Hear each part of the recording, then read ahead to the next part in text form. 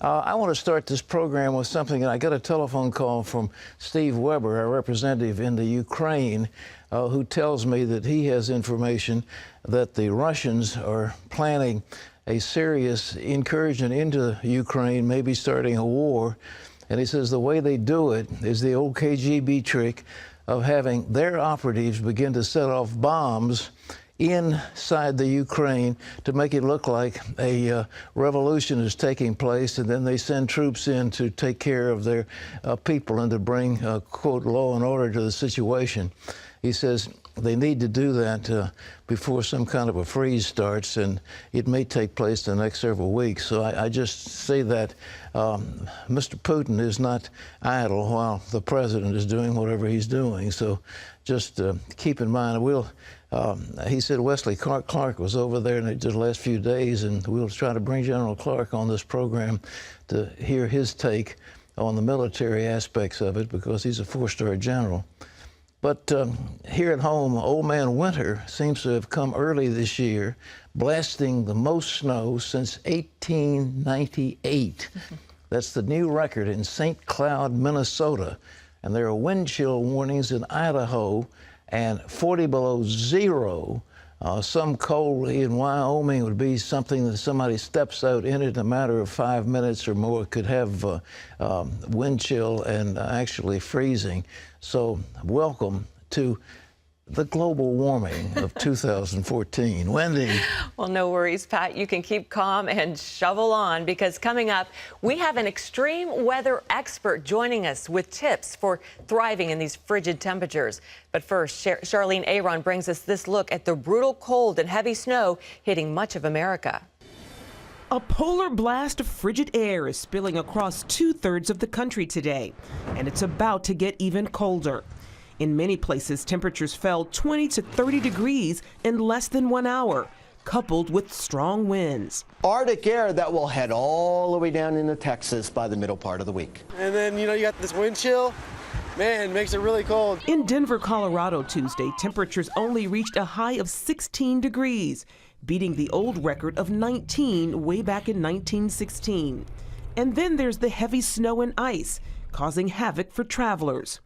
Dozens of flights delayed and massive pileups on the roads. Tractor trailers stuck on the ice in nearly 500 crashes in Minnesota alone, including this big rig that barreled into a state trooper's patrol car. How everyone walked away from that essentially is just nothing short of a miracle. And thousands are digging out from under blankets of snow, including in Wisconsin, where more than a foot of snow has fallen and more is expected. This is early for this kind of snow. We're looking for snow around Thanksgiving time, so it's a couple weeks early.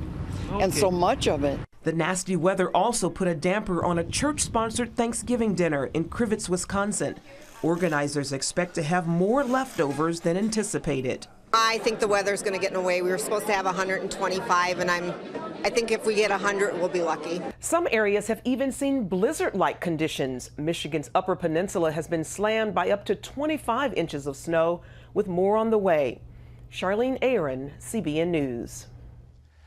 But the guys in Washington aren't paying attention, because the prevailing sentiment is we've got to fight global warming. We're freezing. We have record cold, but we've got to send the president to China to make a deal on global warming. John Jessup has that story from our CBN News Bureau in Washington. Here's John. Pat, President Obama wrapped up his visit to China with a new agreement to curb greenhouse gases. He announced a move to cut America's levels of carbon pollution, and China's president agreed to cap its future emissions by 2030.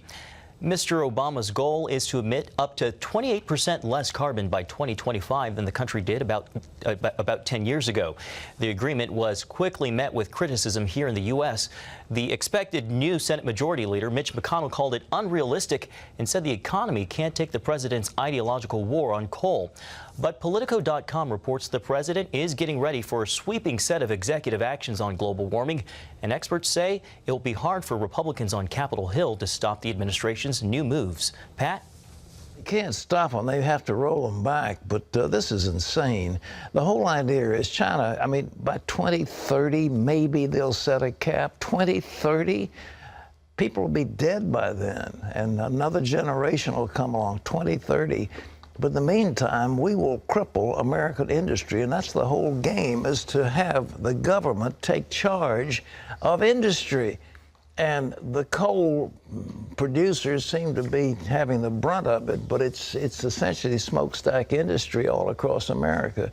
And the president, by executive order, wants to put in that carbon tax and do all these other things, which he shouldn't do. It ought to be done by Congress if there is a move in Congress, and it's highly unlikely.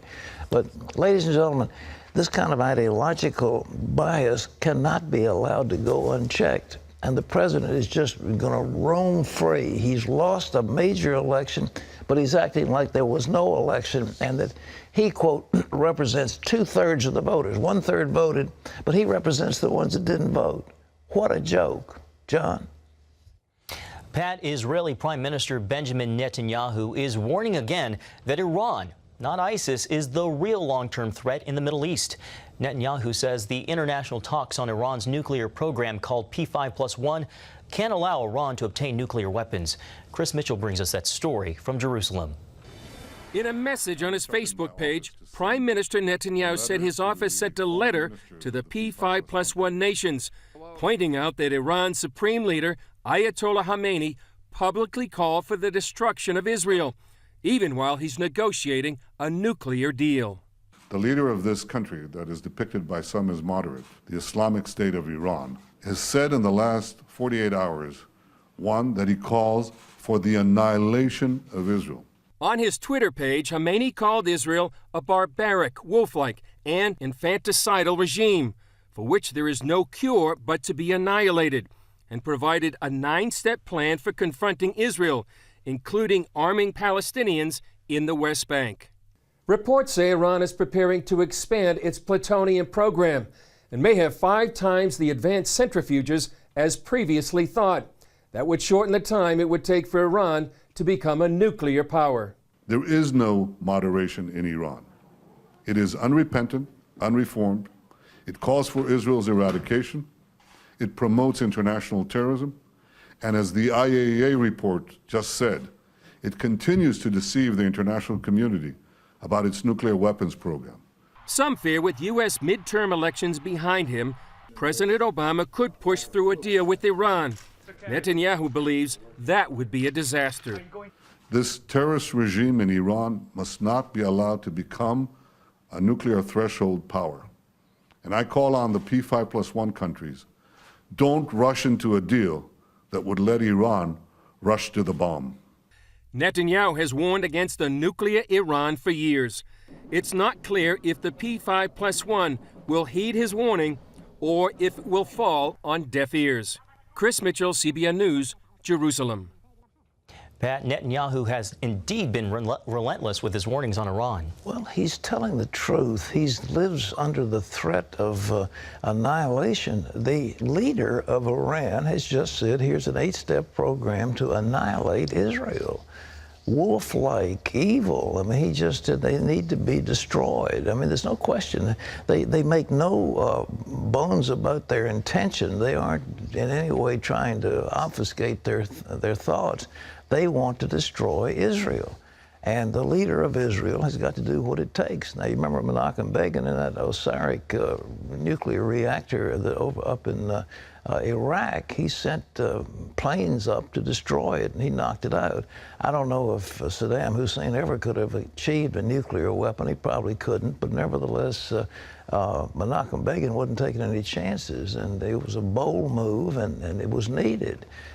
I think the time's going to come where Netanyahu's got to take a bold stand. Kerry's not with him, Obama's not with him, and the rest of the world is kind of standing idly by.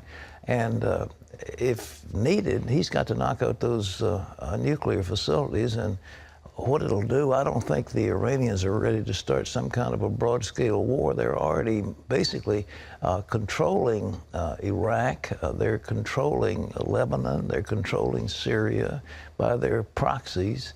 And what are they going to do? Will they start a war? They might. It's a terrible risk. War is an awful thing, but nevertheless, a surgical strike You know, the Iranians are quite vulnerable. There are places where you just traditional, that Kharg Island refinery complex could be knocked out and would devastate the Iranian economy.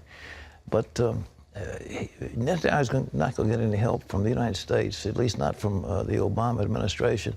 And I think as we're looking at it, he's going to have to act, and he probably will in the next maybe the next few weeks, months. John? Pat, people who live near fast food restaurants have a higher risk of obesity and type 2 diabetes. A study from England's University of Leicester found there are more fast food outlets in the inner city, and there are more cases of diabetes in areas within about a quarter mile of them, which indicates people eating more fast food have a higher risk of obesity and diabetes. The lead researcher says the results have major implications for limiting the number of fast food outlets in poorer areas, and he calls the study quite alarming. Pat, no surprises there. Well, Mickey D's is doing something. They're losing the youth. The millennials aren't eating at McDonald's anymore, so maybe they're getting the message. But I remember they've got in Great Britain there's something they call Wimpy's, which is the hamburger place, and they've picked up American fast food habits, and we have exported this gross diet of ours to the world. The world's getting fatter all over. It's a shame. It's a shame. But you don't do that. You're healthy, you're vigorous, you're climbing mountains. I climbed Old Rag Saturday. Did you go over Old Rag? Yeah, it was my first climb back. Next to Kilimanjaro, that's nothing. Yeah, but it was fun because I took a friend who had never been hiking at all. So it was kind of a thrill to see it through her eyes. Old Rag, by the way, ladies and gentlemen, is on the Skyline Drive. It's a little mountain in the Appalachian chain, the Blue Ridge chain, and so next to Kilimanjaro, I think. It's only, Old Rag's only 3,240 feet. Yeah. So yeah, it doesn't really compare, but it's still one of my favorite hikes in the entire world. My summer house is 1,000 feet higher than that. It is. To hike up to your house. If you can. It's a half a mile up the road. All right. By the way, we're talking about diet. We've had a great response to our Protect Your Health series, and it's not too late to request your free DVD. It includes all 5 segments on healthy living with top-notch advice from experts. To get your free copy, all you have to do is call the number on your screen, 1-800-759-0700. And we want you to stay healthy this season, so call right now and get your free DVD. The National Cathedral here in Washington is hosting a Muslim prayer service for the first time ever. The Friday event is planned by the cathedral's director of liturgy and the South African ambassador to the United States, who is a Muslim.